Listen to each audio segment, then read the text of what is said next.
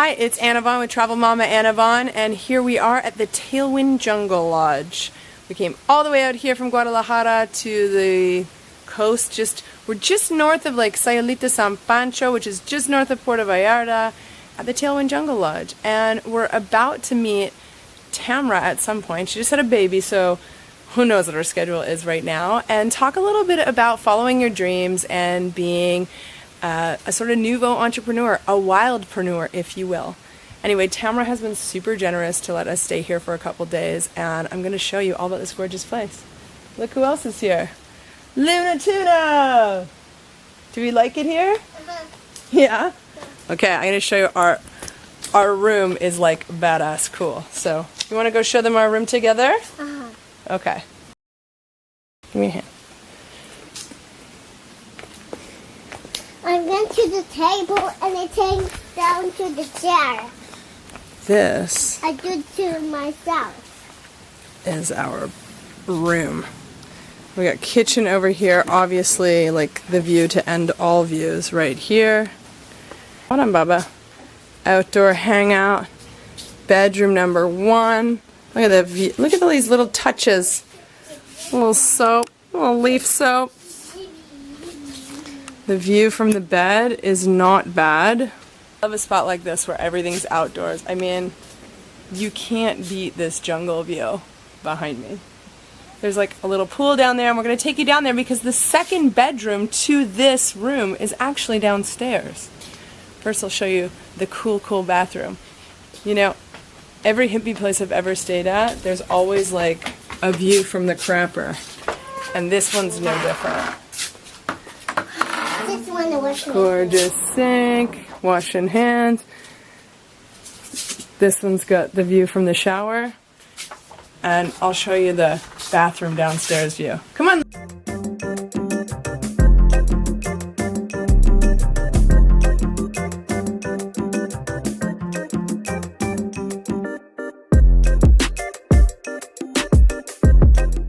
Oh, there's the little dipping pool. I want to go swimming. Let's go. Sam, who's on her way to meet me, doesn't know about this yet, but it's her birthday, and so she gets this room. She's also a 5-alarm hippie living in Canada right now in Winnipeg, Winterpeg, where it is so freaking cold. So I think sleeping outside with this jungle view is going to make her day. Whoa. Can you imagine? She's going to wake up and see this.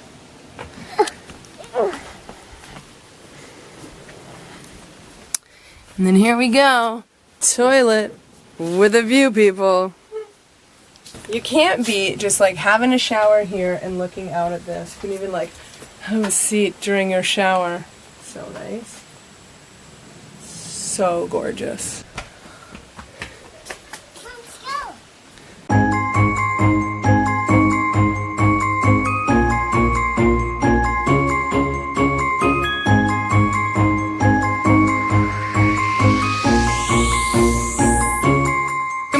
It's Anna Vaughn and Luna Tuna, and we're here with my buddy Sam I mentioned yesterday, and behind us, Tamara from the Tailwind Jungle Lodge, and more on that later. But now we're taking like a family hike this morning, and it's been super good so far. Look at this behind me. Amazing.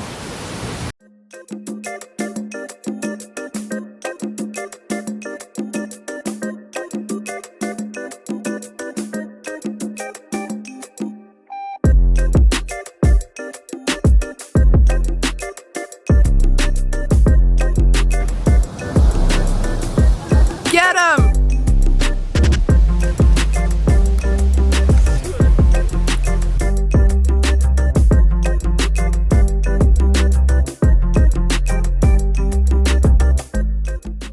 Tamara, as you just saw, is the owner here at Tailwind. She also just put out a book called Wildpreneurs, and I'll leave a link to that down below. She's also just had a 3-month-old baby, and she's already hiking us through the woods. So, you know, just goes to show you that mamas can really do anything. And yeah, I'm gonna talk to her a little bit later about her book. and you should just stay tuned. You should look at these waves. We're just on a pristine nobody beach. Sam in from Canada, soaking it in the background. Just soaking it in. Soaking.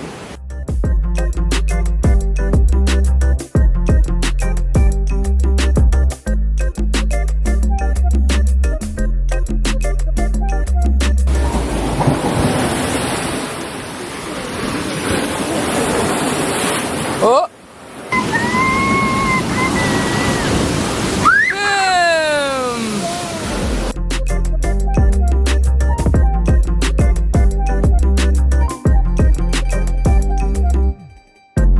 They've got some really good clay over here. Sam's attempting to be a 5-alarm hippie and get in there and get us some clay for our beauty.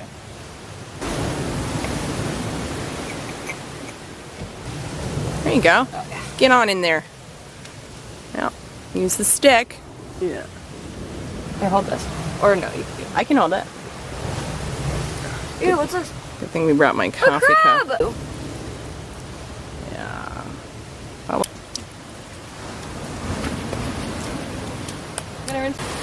We're almost past the scary part. One face first and farting for a minute. Mm-hmm. Hi, I'm Annavon with Travel Mama Annavon, and this is Tamara. Is it Jacoby? Jacoby. And we're going to talk today a little bit about her book, which is coming out soon, called Wildpreneurs, and it's in pre-order now. It is, yeah. You do the 30-day trial on Audible, you get this for free. And not that I'm telling people how to bulk the system, but you could always do your 30-day trial, read Wildpreneurs, and then cancel that shit. Read this book, when I started reading it, I was like, oh, this is who I am. I'm a wildpreneur. You know? Essentially, I mean, this is me in a nutshell. I mean, I think like essentially the book is about following your dreams and bulking, you know, tuning in, turning on and dropping out, and like not doing the safe bet or what you're supposed to do, especially from our cultures. Tamara's from the States, I'm from Canada. But you want to tell me sort of in a nutshell, like what inspired you to write this as a guide for other wildpreneurs and entrepreneurs that are, you know, doing their own thing? Yeah, so it could be a long story, but I'll keep it short for you. So I wrote a business plan for the Jungle Lodge here when I was a senior in college. And the class that I took was called Entrepreneurship 101. Okay. And it gave me the nuts and bolts of, you know, starting a business, like a very traditional business. And fast forward 10 years later, I've been here 15 years now, but at our decade celebration, I kept hearing people asking me, you know, how I'd created this place. And that they had dreams of creating their own wild businesses, whether it was a jungle lodge, eco lodge, or become a yoga teacher, do retreats, you know, start a food truck, become a podcaster, digital nomads, like all these ideas. And they'd say, so what do you wish you'd known? And, you know, I was a writer already, writing for magazines and shorter articles. And I said, well, why don't I start writing my reflections, which then turned into a how-to to give them the tools.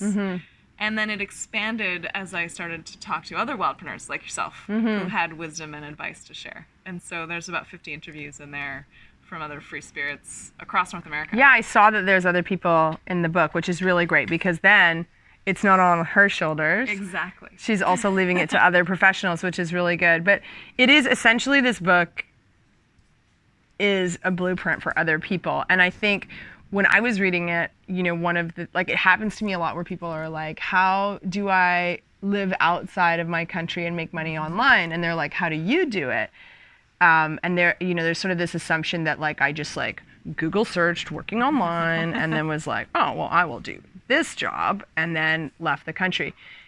But I actually just automated my business and made it online 10 years ago because I just couldn't live in Canada anymore. I was like, I don't agree, like I'm not signed up for this anymore. I don't agree with how things are. It's really, really expensive. I don't care about the things that money buy here. Like this is not my priority list. How can I make enough money to live the life I want to live, which is not, for me, I didn't see it anywhere in Canada unless I was a millionaire. Could I live the way I wanted to? Yeah. And how can I do what I want to do and get out of here kind of thing? And I just like did it. There was no such thing as a digital nomad. I just was like, oh, well, this part of my business I could probably run remotely because I can do this on a farm and whatever, you know? So when people ask me, a lot of times I'm like, I don't know, like you just do it. Like I do think, and I don't know if you think this, but I do think like you're kind of born an entrepreneur. You are, and it's a certain amount of grit, right? And Yeah. perseverance, commitment, and you don't want to have any regrets because you didn't do that, right? That's your guide. And I think a big part of Wildpreneurs too is any fear that there may have been, you kind of use that as a compass that's pointing you in the right direction. Yeah. Right? It's the fear that's accompanied with excitement that really is the direction of your growth. And so many people, the difference between a wildpreneur and a wantrepreneur is someone that uses that fear as kind of, oh, you know, pause, like I'm afraid to take the leap away from that safe but soul-crushing job, whatever it may be. And so you weren't afraid to just go there and... Out of putting this together, like what was the biggest challenge to get on paper, to explain to people about being a wildpreneur? Well, I think the challenge of the book as a whole was just there are 3 parts I wanted to include. Mm-hmm. Because when I go into a bookstore or a library or looking for a book, I like to be entertained. Right? I read my share of boring business books in college. Like, I didn't need another one of those. And so for me, it was how to weave together telling my story and going deep with some of my personal challenges, then also making it a how-to that applies to any wildpreneur. Right? So finding the middle ground between those 2 things. And I think I accomplished it. I hope that you feel the same. Yeah. I mean, it reads really fast. Like, I couldn't believe it when I picked it up. I was like, oh, this actually goes through really quick like a novel. Well, good, because it was 10 times longer.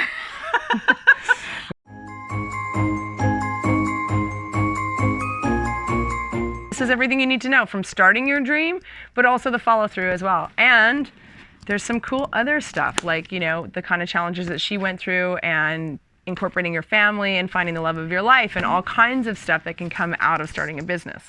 Yeah. It's been a journey. Yeah, and thank you to Michael Iani, our mutual friend who introduced us. Gracias, Miguel. The jungle misses you. Yeah. I miss you too. Me too. Okay, I'll see you soon. adios, baby. Bye. Okay.